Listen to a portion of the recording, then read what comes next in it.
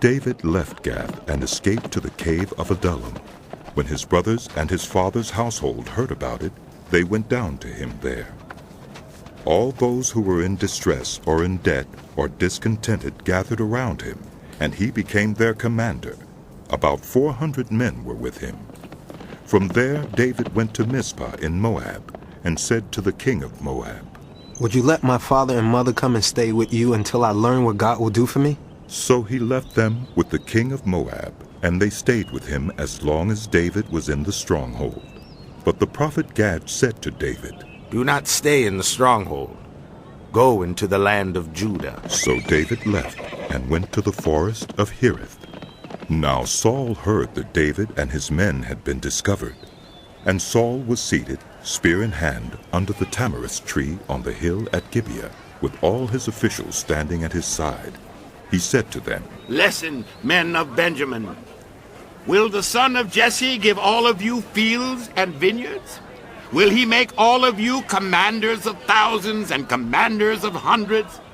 Is that why you have all conspired against me? No one tells me when my son makes a covenant with the son of Jesse. None of you is concerned about me or tells me that my son has incited my servant to lie in wait for me as he does today." But Doeg the Edomite, who was standing with Saul's officials, said, "I saw the son of Jesse come to Ahimelech, son of Ahitub, at Nob. Ahimelech inquired of the Lord for him.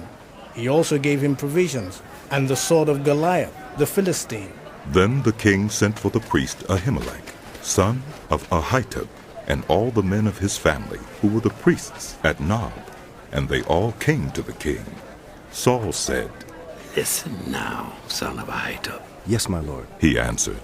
Saul said to him, "Why have you conspired against me, you and the son of Jesse, giving him bread and a sword and inquiring of God for him, so that he has rebelled against me and lies in wait for me as he does today?" Ahimelech answered the king, "Who of all your servants is as loyal as David, the king's son-in-law, captain of your bodyguard and highly respected in your household? Was that day the first time I inquired of God for him? Of course not. Let not the king accuse your servant or any of his father's family, for your servant knows nothing at all about this whole affair." But the king said, "You will surely die, Ahimelech, you and your whole family."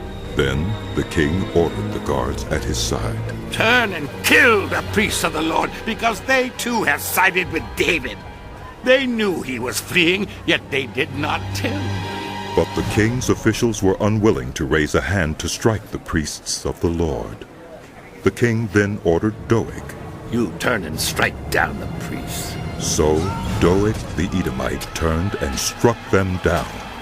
That day he killed 85 men who wore the linen ephod. He also put to the sword Nob, the town of the priests, with its men and women, its children and infants, and its cattle, donkeys, and sheep. But one son of Ahimelech, son of Ahitub, named Abiathar, escaped and fled to join David. He told David that Saul had killed the priests of the Lord. Then David said to Abiathar, "That day when Doeg the Edomite was there, I knew he would be sure to tell Saul. I am responsible for the death of your whole family. Stay with me. Don't be afraid. The man who wants to take your life is trying to kill me too. You will be safe."